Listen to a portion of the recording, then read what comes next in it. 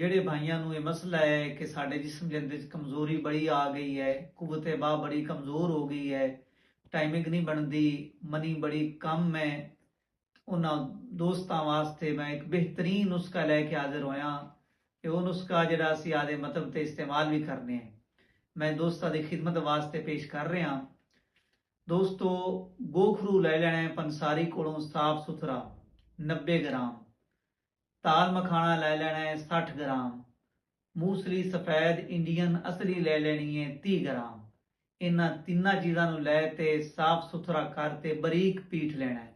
ਇਹਨਾਂ ਤਿੰਨਾਂ ਚੀਜ਼ਾਂ ਨੂੰ ਇਕੱਠਾ ਕਰਕੇ ਇਹਨਾਂ ਤੋਂ 3 ਗੁਣਾ ਜ਼ਿਆਦਾ ਸ਼ਹਿਦ ਪਾ ਲੈਣਾ ਹੈ। ਇੱਕ ਬਿਹਤਰੀਨ ਦੋਸਤਾਂ ਵਾਸਤੇ ਮਾਜੂਨ ਤਿਆਰ ਹੋ ਜਾਵੇਗੀ। ਇਹਨੂੰ ਸਾਫ ਸੁਥਰੀ ਡੱਬੀ 'ਚ ਪਾ ਕੇ ਰੱਖ ਲਵੋ। 1 ਚਮਚੀ ਸੁਬਹ ਖਾਣੇ ਤੋਂ ਪਹਿਲੇ ਨਿਹਾਰ ਮੂੰਹ ਨੀਮ ਗਰਮ ਦੁੱਧ ਨਾਲ, 1 ਚਮਚੀ ਸ਼ਾਮ ਨੂੰ ਖਾਣੇ ਤੋਂ ਪਹਿਲੇ ਨੀਮ ਗਰਮ ਦੁੱਧ ਨਾਲ। ਇਹ ਦੋਸਤੋ ਇਸਤੇਮਾਲ ਕਰੋ।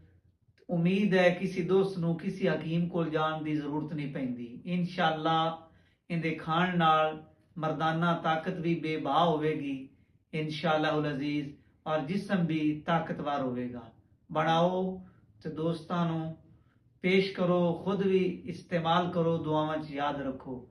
ਅਗਰ ਇਹ ਨੁਸਖਾ ਸਾਡੇ ਕੋਲੋਂ ਬਣਵਾਉਣਾ ਚਾਹੁੰਦੇ ਜੋ ਸਾਡੇ ਮਤਲਬ ਤੇ ਇਸਤੇਮਾਲ ਹੁੰਦਾ ਹੈ, ਸਾਡੇ WhatsApp ਤੇ ਰਾਬਤਾ ਕਰ ਲਓ। ਅਗਰ ਵੀਡੀਓ ਚੰਗੀ ਲੱਗੇ ਇਹਨੂੰ ਸ਼ੇਅਰ ਵੀ ਕਰੋ ਤੇ ਲਾਈਕ ਵੀ ਕਰੋ। अस्सलामु अलैकुम रहमतुल्लाहि व बरकातुहू।